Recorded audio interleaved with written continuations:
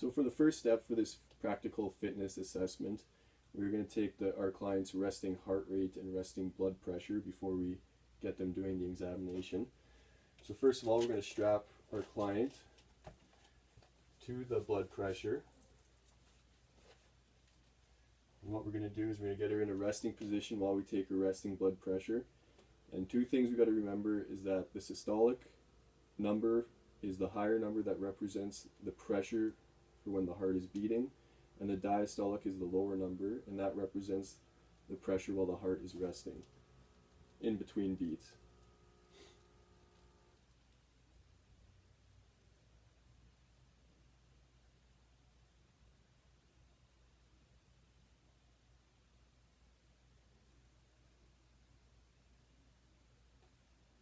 So Sage's blood pressure has come in at 103/75. So once we have that calculated, we get this strapped off of her. Now for the blood pressure, we usually have a heart rate monitor, but we're going to do this manually.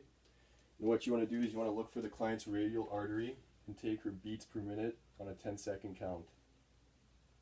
So we'll go right after I say the word count. So count.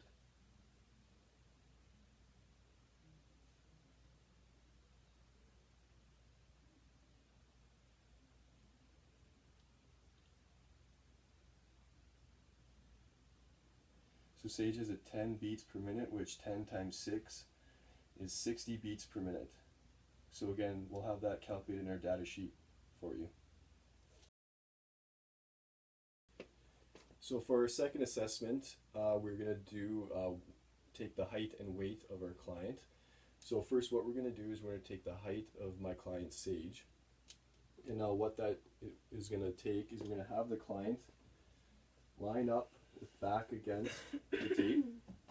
First off, we're going to look if her feet are together. Heels on the ground. What we want is her heels touching the wall, her butt all the way to her shoulders, and the back of her head touching the wall. We want her standing nice and erect, standing as tall as she can. Now what I'm going to do is I got a board here, and what this board is I'm going to put it on top of her head so it depresses the hair so we can get the most accurate reading possible. And as I'm doing that, I'm going to ask the client to look straight ahead and take a deep breath, and that will help me get the reading I need. So again, I place the board on top. Sage, take a deep breath. And again, you want to measure from the floor to the bottom border of the board. So again, Sage steps away. 173 centimeters, which is about 5 feet 4 inches. So now that we got her height, we're going to move to the scale and take her weight. So again, taking the client's weight, what we want to make sure is they're in appropriate clothing. They got the gym shirt, shorts, and are shoeless, because the shoes will add weight to the clients. So again, what we'll do is we'll get Sage to step on the scale.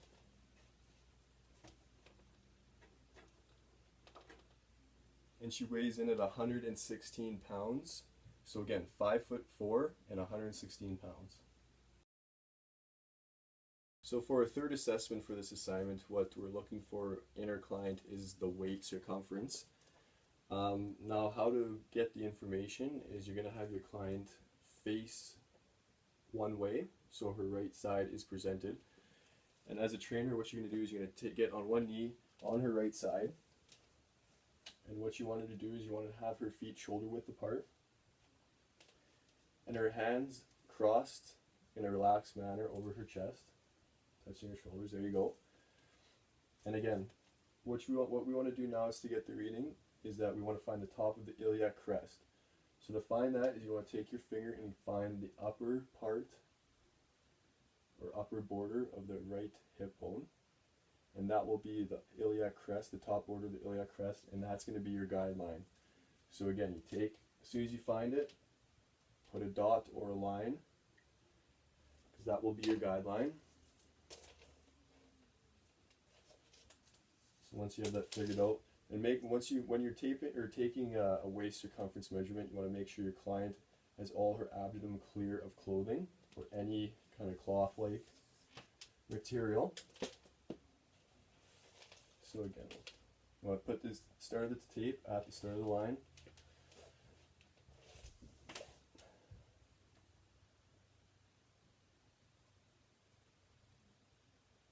And again, you want to pull the tape nice and snug so you can get the most accurate reading. And we got 71 centimeters or 28 inches in weight circumference for my client. So for this last assessment, what we're going to do is we're going to perform the Modified Canadian Aerobic Fitness Test, otherwise known as the MCAFT exam. Now what this takes is what we're going to have is we're going to have the client use 2 steps, and each step is about the height of 20.3 to 20.6 centimeters in height. And again, what we're going to have Sage in the starting position, take 1 step, 2, then 1, 1, 2, back to the starting position. And again, what we're going to do is we're going to just do 1 stage of this examination for this assessment, which is a 3-minute stage.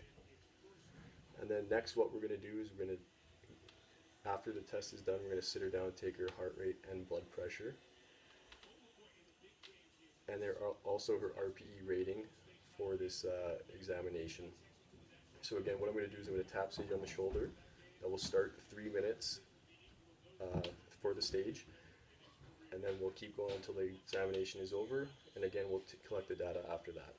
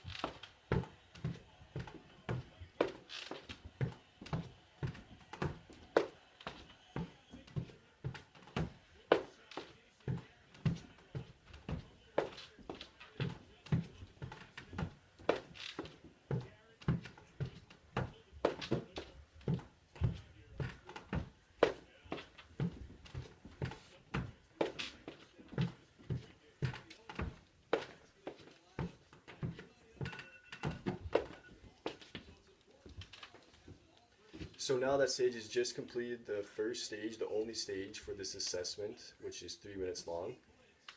Now what we're going to do is we're just going to collect the data once she has a bit of a cool down and stretch out. we'll have her in a seated position and then take the heart rate and the blood pressure, the resting heart rate and blood pressure that is, and also collect all the other data from there. Thanks. So for our fourth assessment, what we're going to look at is the push-up and the single leg balance. First of all, what we're going to look at is the push-up for our client. Now with Sage, we're not going to do the actual test, we're just going to go through the criteria. She hyperextended her elbow during gymnastic practice. So again, what we're going to do is just going to go over the form with our client for this exact one, just the push-up only.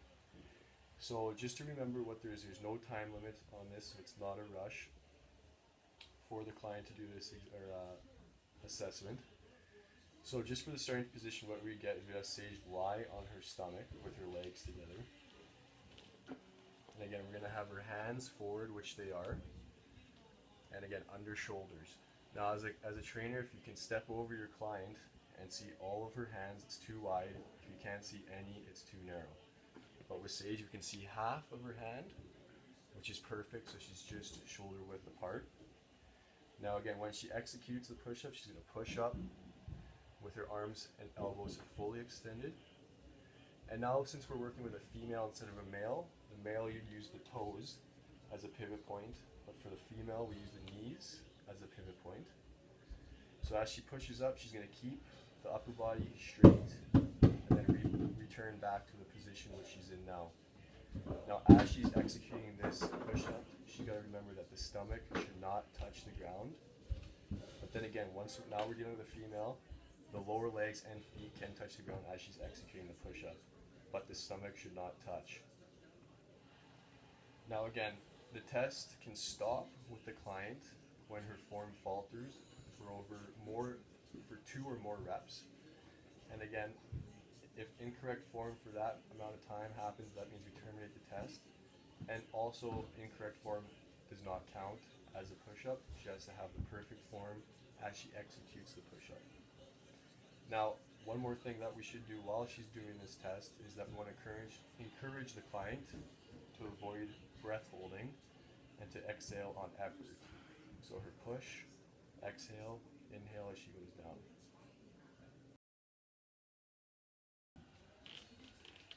So for this next assessment, what we're looking at is we're going to do the one-legged stability balance with their client.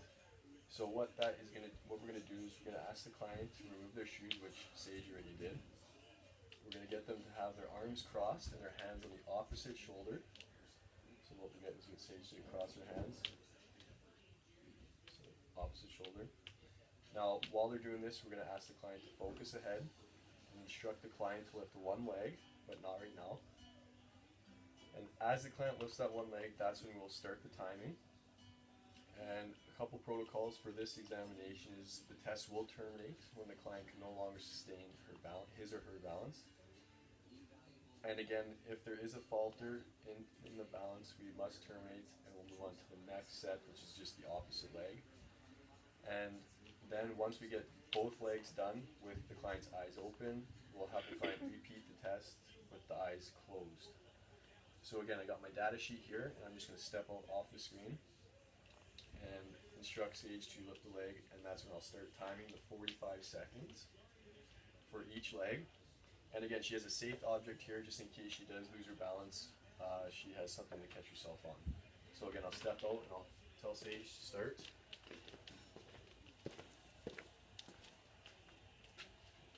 Okay, Sage, start. And again, we'll be keeping track of the time she can stay on one foot. So 15 seconds, she has 30 more seconds left on this foot.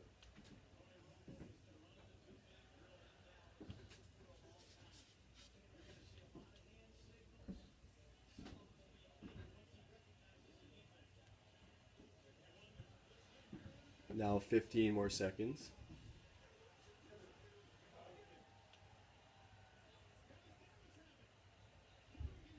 5, 3, 2, 1. Okay, so since Sage finished the 45 seconds on one leg, she'll move to the next leg. So once she starts, go ahead.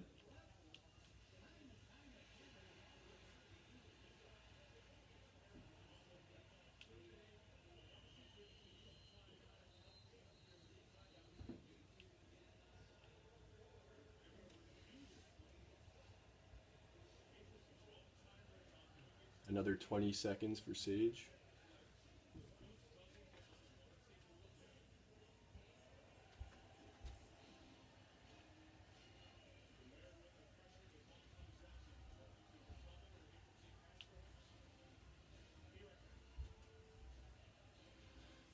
Okay, Sage, you can put your foot down. So Sage has gone another 45 seconds. Pretty easy with her eyes open. Now what we're going to do is we're going to ask her to keep her eyes closed and repeat the test. And we'll see how long she can stay balanced with this test. So Sage, when you're ready, close your eyes, lift up the leg, and I'll start timing. Oh, okay, well, so she lasted 5 seconds with her eyes closed. That's all right. So again, we'll take Sage, we'll switch her feet and try it one more time.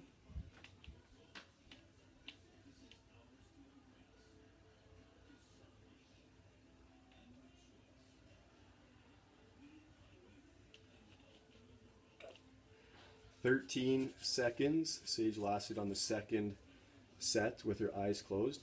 So again, she finished both 45 seconds with her eyes open, and with her eyes closed, she didn't do too well. She lasted 5 seconds on one leg and 13 seconds on the other. So now we'll assess this test, and then we'll move on to our next one, which is the MCAFT step test.